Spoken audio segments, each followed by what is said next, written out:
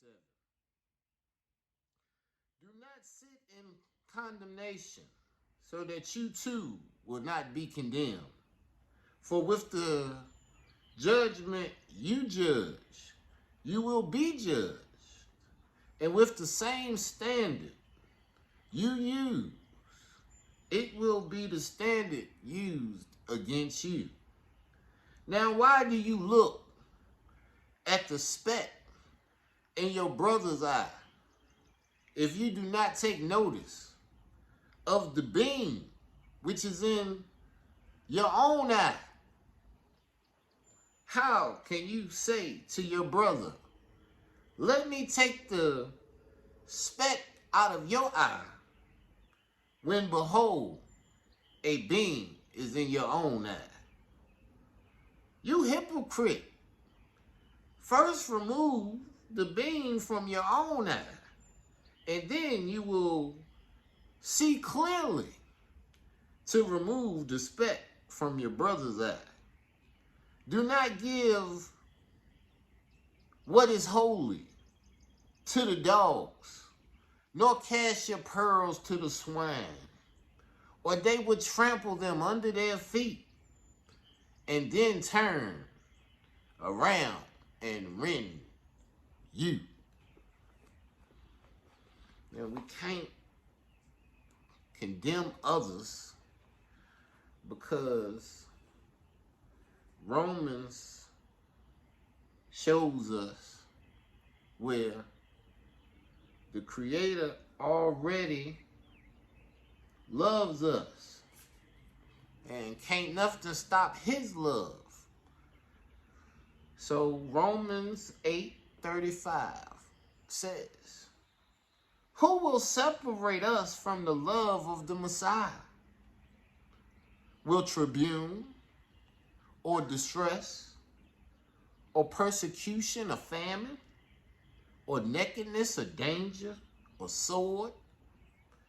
As it is written, for your sake we are killed all the day long. We are counted as sheep for the slaughter.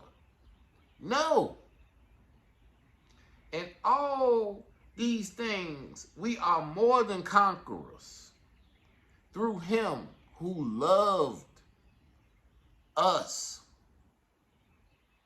For I am convinced that neither death nor life, nor malachim, nor principalities, nor powers, nor things present, nor things to come, nor height, nor depth, nor any other thing in all creation will be able to separate us from the love of Yahuwah, who is in Yahushua Mashiach, our King. Loving one another is the Creator's work. Are we as high as he? I don't believe so. I know he told us not to condemn one another, because that's his job. And he gives us all time to get ourselves right. But you can't be reporting another man's incorrect activity if you yourself have the same charges or worse. I don't want to talk about the speck in my brother's eye until I at least get the beam out my own eye. In reflection, I look at my life, look over my life.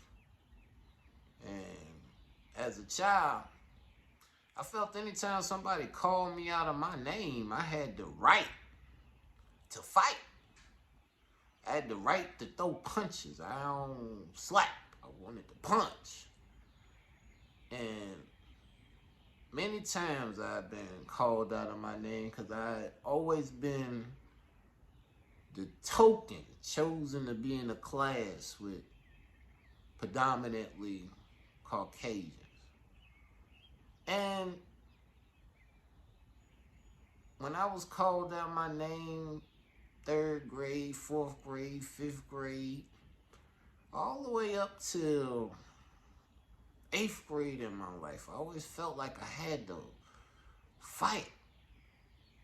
And then the reality of life and looking at every situation in its true context. Just being called out of my name didn't give me the right to resort to violence. I wasn't supposed to condemn my brothers just because they had a negative reflection. I don't know what experience they had in their life on that day. I don't know how I was acting in their view. Was they justified in speaking this negativity to me? In their own mind, they probably thought so. Each one of those men that I had an assumption of, that I said, and I condemned them because I said, they are saying this to me because they are this. I can truly say, as life continued, I was wrong in every case. Not just wrong for the violent action, the fight, but wrong for why I fought. What I thought about the individual was wrong. I've seen these same men, though they've had racial slurs in their vocabulary when they were children, the works and actions that they've done have been positive for everybody to do better. So I appreciate and I can report to you that those that I once thought had all type of prejudices and ill wills toward us, that was just me thinking in a pessimistic mindset. That was me using my ability to think negatively, where I could have been optimistic. I could have seen positivity in the circumstance of our encounters. I could have been more pleasant. And if I was being pleasant, would we still escalated to the point where those slurs came? I don't know. But I know those are the things I can be accountable for. I have to take into consideration that my point of view has to be one that is beneficial, not just to me, but to those around me. And it's very difficult for things to be progressive when you are being negative. There are times for everything. Because there are times you got experience with certain folks and you know that they may be a certain way. So it ain't never saying that you shouldn't be precautious. Because pessimism is only a tendency to see the world as bad. But sometimes there are bad people. And you need to kind of give them a second look.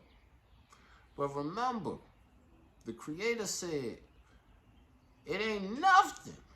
Principalities, it ain't no man, it ain't no circumstance, it ain't nothing in all creation that's going to stop the Creator and His Son, your Messiah, from loving you no matter what you do.